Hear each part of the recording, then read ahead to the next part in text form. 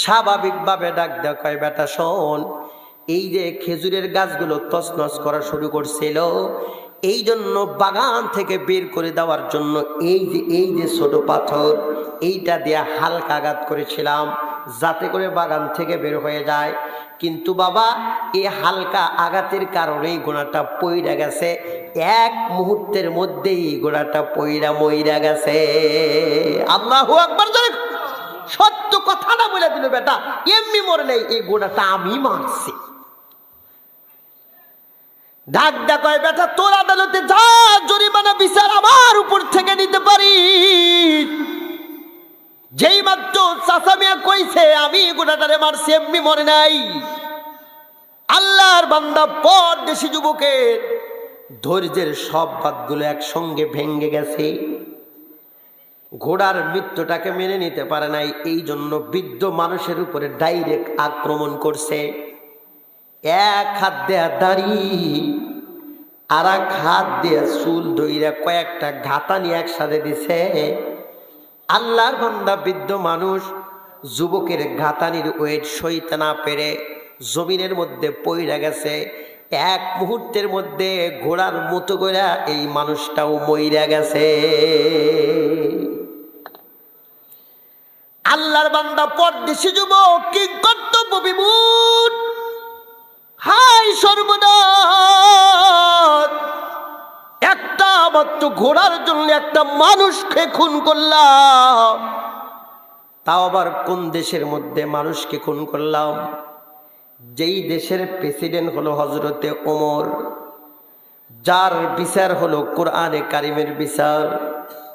মানুষ খুন করলে তাকেও মৃত্যুদণ্ড দেওয়া হয় নির্ঘাত। আমি যেই কাজটা করছি আমার মৃত্যু ছাড়া বাঁচার উপায় নাই। আল্লাহর বান্দা এদিক ওদিক তাকায়া দেখলেন কোনো মানুষ কিংবা অন্য মানুষের খবর আছে কিনা। না না না, কোনো মানুষের চিহ্ন নাই। ইচ্ছা করলে আল্লাহর বান্দা সেখান থেকে বাইগা অনায়াসে বাড়ি পর্যন্ত যেতে পারত, কথা কোন ঠিক কিনা? কিন্তু আল্লাহর বান্দাকে টার্গেট করলেন, নিয়ত করলেন না, এই বৃদ্ধ মানুষটারে খুন করছে, এর আত্মীয় স্বজন পরেশান, অবশ্যই অবশ্যই খুঁজতে খুঁজতে এক পর্যায়ে আসবে। আজ না হয় কাল, না হয় পরশু আসবে। যতক্ষণ পর্যন্ত না আসবে খুনের বিচার আমার উপর আরোপ না করা হবে, মইরাও যদি যায় আমি মুসলমান এই জায়গা থেকে বাইগা যেতে পারি না। কারণ এই মানুষটারে খুন করছে, দুনিয়ার কেউ না দেখলে আল্লাহ পাকের কুদরতি চোখ ফাঁকি দিবার পারি না। আল্লাহু আকবার। আগেকার যুগের মুসলমানদের কি পরিমাণ ঈমান ছিল, মানুষ খুন কইরা সেখানে বিচারের অপেক্ষায় দাঁড়ায় থাকে। আর আমাদের ঈমানটা কি? মোটর সাইকেল চলতে গিয়া মোটর সাইকেলের টায়ারের নিচে যদি মুরগির বাচ্চা পড়ে তাহলে পিক আপ আসতে হয় নাকি আরো জোরে হয়? কেন? ধরা পড়লে কয়েক পয়সা জরিমানা। হাই রে ঈমান! এই ঈমান দিয়া ফুল সিরাতের পুরা ব্রিজ তো দূরের কথা, প্রথম ধাপ উঠে জাহান্নামে পড়া ছাড়া উপায় নেই। রাগ করতেছেন নাকি আপনারা? মুসলমান ভাইরা আমার, বন্ধুগণ আমার, আল্লাহর বান্দা পরদেশী এই মুরব্বী এবং ঘোড়ার লাশ নিয়ে অপেক্ষার প্রহর গুনতেছে। এদিকে এই যে ঘোড়া বাগানের মালিকের দুইজন জোয়ান সন্তান আছে, মনে আছে কি আপনার করে?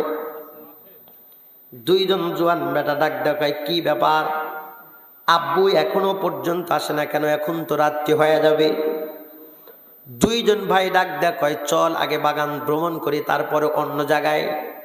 হাঁটি হাঁটি পা পা করে সন্ধ্যার সময় বাগান পর্যন্ত এসে হাজির। দেখলেন হায় সর্বনাশ, ঘোড়ার লাশ এবং আব্বাজানের লাশ পাশেই দাঁড়ানো আছে পরদেশী একজন যুবক। দুইজন ভাইয়ের হৃদয়টা ভেঙ্গে খানচুর হয়ে যায়। দৌড় দিয়া গিয়া মৃত বাবার লাশের উপর পড়ে কান্দা। সেখানে বেদনা বিধুর মায়াবী কণ্ঠে কান্না। কাঁদতে কাঁদতে দুইজন মানুষের চোখগুলো একদম লাল টকটকে হয়ে গেছে। লম্বা টাইম কান্নাকাটির এক পর্যায়ে দাঁড়াইয়া গেলেন। এই পরদেশী যুবকরে ডাক দেখায়, এ পরদেশী যুবক, তোমার সামনে দুটি লাশ, একটা হলো ঘোড়ার লাশ, আর একটা মানুষের লাশ। কি বা কাহারা খুন করছে, কিভাবে খুন করছে তুমি কি জানো?